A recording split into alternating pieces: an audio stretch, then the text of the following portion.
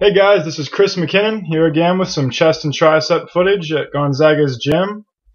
I start the workout with some basic incline dumbbell press and move on to some more auxiliary chest and tricep movements. One major reason why I prefer the dumbbells to the barbell is that the stabilizing muscles get more work when you use dumbbells, so that way you're engaging more muscles, getting a better workout, and the muscles that you are working have to work extra hard to stabilize the weight as well as just lift it. So in this video, I'm going to address dietary supplements, amino acids, pre-workout, protein, and creatine. I'm not going to address like steroid usage or anything like that because I don't personally use steroids. That's a topic for another video, my reasons why I don't use steroids, etc. like that. I will talk about those in future videos, but that's for a later time. This video is going to be about standard over-the-counter supplements and my opinion on them, when you should use them, what you should use, what's a waste of your money, and what actually gets you any sort of results for the money that you'd like to be spending. Because in reality, most of these supplements are a waste of money. They are a ploy to spend a ridiculous amount of cash on stuff that honestly you're supposed to find in food, and that's kind of the purpose of the wording supplementation. A lot of young people in the gym, or a lot of people who are less experienced or see people taking protein supplements, etc., attribute their gains and their size and stuff to these protein drinks. They're like, oh, dude, what type of protein do you take? Well, you got to understand that a protein is a supplement. It's meant to supplement a proper diet. So at that point, an individual who is taking in mass quantities of regular protein in their food is going to get much better results than someone who is kind of lackadaisical on their diet, but then takes supplemental protein, because that protein is not natural. It is, factory made.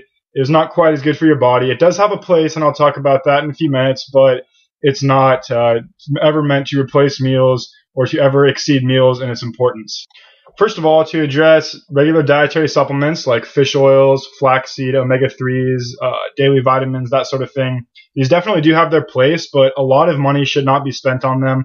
They're very simple. They are things meant to supplement. They are in no way, again, supposed to be used to replace meals, replace nutrition, that sort of thing. They're supposed to stand in when maybe you can't get the proper amount of nutrition from your diet. Maybe you're cutting something like that sort of thing, like vitamin C, vitamin D. Any sort of tablets that will help you replace essential nutrients in your body are good, but do not spend a lot of money on them. These things are usually cheap, and anything that comes in like a animal pack vitamin, that sort of thing, no offense to the company, but it's kind of a waste of money. It's a lot of money to drop on something that doesn't really add anything extraordinary to your body or isn't going to noticeably change much at all about your muscle growth or your body's ability to function well under physical stress and recover from it. Pre-workout.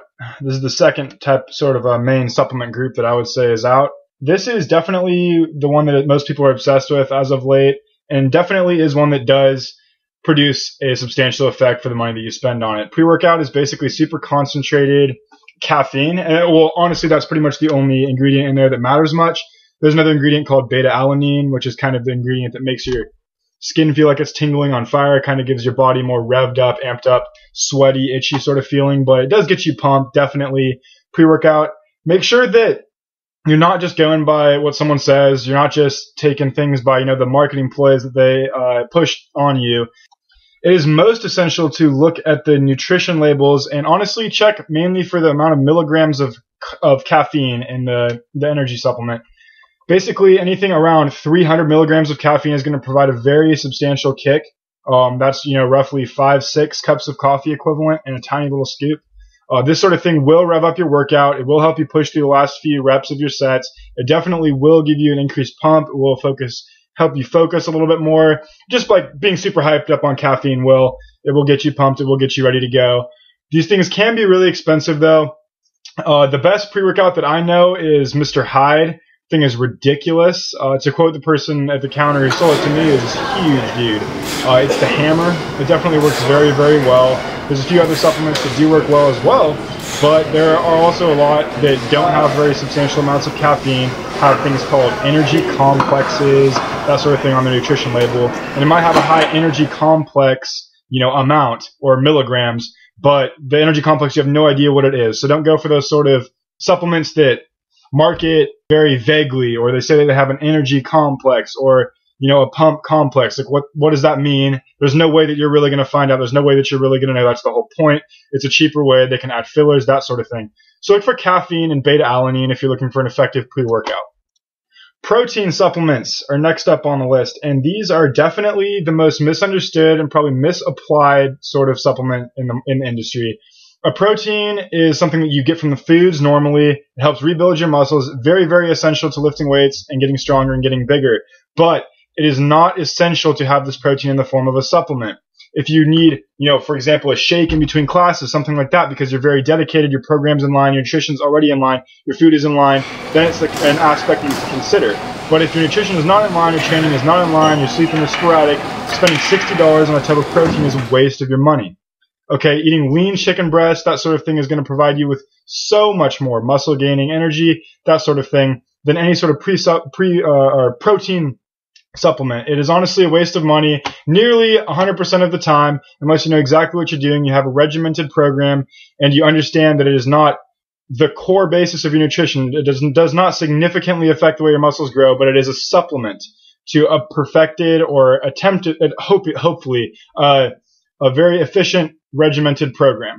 It's honestly pretty sad when you listen to people talk about protein supplements as if they matter a lot. Like you'll be sitting at a locker or something, some guy will come over to you and be like, dude, what protein do you take? Completely ignoring the fact that the most essential thing is how much do you sleep, how much do you eat, what do you eat, and how hard do you train, how often, etc. Those are the questions that you should be asking if you see someone who looks good, not what sort of supplements do you take. Steroids are a whole other ballgame. In some cases, those are a very big component of some people's gains and some people's looks, but under most circumstances, a protein supplement does not matter nearly whatsoever to the outcome of a person's physique in comparison to diet. Okay, so a fourth supplement that I want to talk about is creatine. Now, creatine is basically something that is very misunderstood in the community, and a lot of people attribute, a lot of gains to, but I think they're honestly kind of mystifying something that's pretty simple and doesn't really affect that much on your body. Basically, what creatine does is it stores extra water in your muscles. It allows for a little bit of extra water storage. And what this allows is your muscles to flush a little bit faster, for them to repair a little bit faster, for them to be a little bit stronger and a little bit quicker. However, at the same time, this can turn to a bloated look. I know for me, for example, myself, when I take creatine, I gain about 3 to 5 pounds of water weight, and the water just kind of sits on top of my muscles, doesn't look very good, and it just allows for not much strength gain either. So at that point, it's not really worth it to me. I've tried it once. I still have a tub of it, but I don't use it. I tried it about 3-4 months ago. Didn't really like the effects it had on me. That being said, I have friends who experience good results with creatine, and I have friends who are advocates for creatine. But it's really a personal preference. Once again, it doesn't really matter that much. This creatine supplement, you get it naturally from food. You get it naturally from meats. You just don't get nearly as much of it as you normally would. It is not that much of a game changer. It does not matter that much, because the most important things are, once again, and they always have been, your sleep, your training, and your eating. These supplements, they do not matter that much. They will not help you that much. It's not going to be some secret formula. Like I said, once again, like steroids, maybe. That's a different ballgame. I'll address that in a later video. For these normal over-the-counter supplements that you buy at like GNC or super supplements, places like that, will tend to be a waste of your money in almost nearly all circumstances.